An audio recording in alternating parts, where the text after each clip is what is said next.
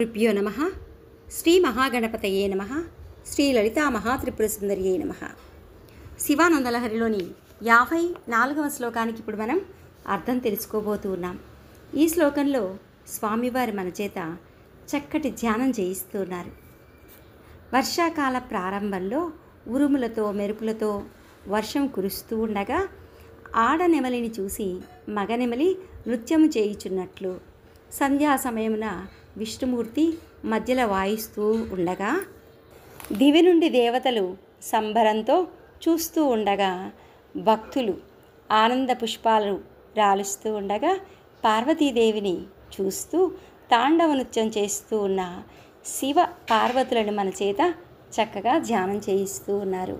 సంధ్యాఘర్మాదినాత్యయో హరికరఘాత ప్రభుతానకద్వానో వారిదగర్జితం దివిషదాం దృష్టిచ్చటాచంచలా భక్తానాం పరితోష బాష్పవితతి వృష్టిర్మయూరీ శివా యస్మిన్ ఉజ్వలతాండవం విజయతే తం నీలకంఠం భజే. సంధ్యాఘర్మాధినాత్యయో, సంధ్యాకాలమనే ఘర్మాధినాత్యయో అంటే గ్రీష్మ అవసాన వర్ష ఋతువు, అంటే గ్రీష్మ ఋతువు అనంతరం గ్రీష్మ ఋతువు వెళ్తూ వర్ష ఋతువు ఆరంభమవుతుంది కదా, ఆ కాలం అంటే మేఘ ప్రాదుర్భవ కాలంగా చెప్పబడుతుంది. అంటే సాయం సంధ్యా సమయాన్ని వర్ష ఋతువుగా చెప్తూ ఉన్నారు ఇక్కడ.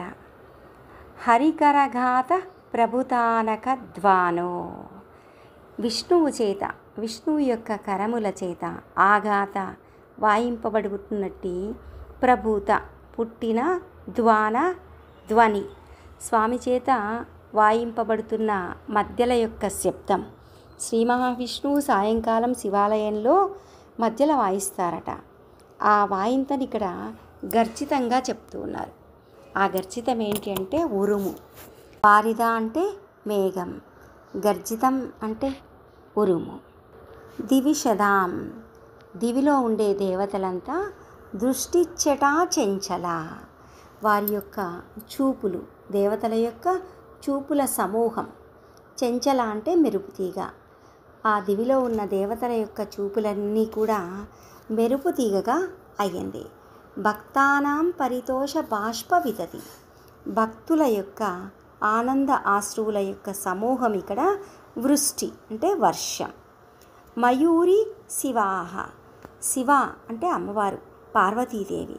యస్మిన్ అంటే ఏ నీలకంఠుడైతే ఈ శివను చూసి తాండవ నాట్యం చేస్తూ ఉన్నాడో, ఉజ్వల తాండవం ప్రకాశిస్తూ ఉన్న నాట్యం, విజయతే సర్వోత్కృష్టం పొందుతూ ఉందో, తం ఆ నీలకంఠుడిని భజే నేను సేవిస్తూ ఉన్నాను అంటున్నారు. సంధ్యాకాలమే వర్ష ఆరంభకాలంగా ఇక్కడ ధ్యానం చేయిస్తూ ఉన్నారు. విష్ణువు చేతి వాయింపు వలన కలిగిన మధ్యల మ్రోతను ఉరుముగా, ఆకాశంలోని దేవతల యొక్క చూపుల వరసయే మెరుపుగా, భక్తుల యొక్క ఆనంద బాష్పాల ధార వర్షంగా, పార్వతీదేవిని ఆడనెమిలిగా, ఇలా ఏ నీలకంఠుడనే నెమలి యందు ప్రకాశవంతమైన తాండవ నృత్యం సర్వోత్కృష్టంగా జడుస్తూ ఉందో అట్టి శివుడిని నేను భజిస్తూ ఉన్నాను అని ఈ శ్లోక తాత్పర్యంగా తెలియజేస్తూ ఉన్నారు.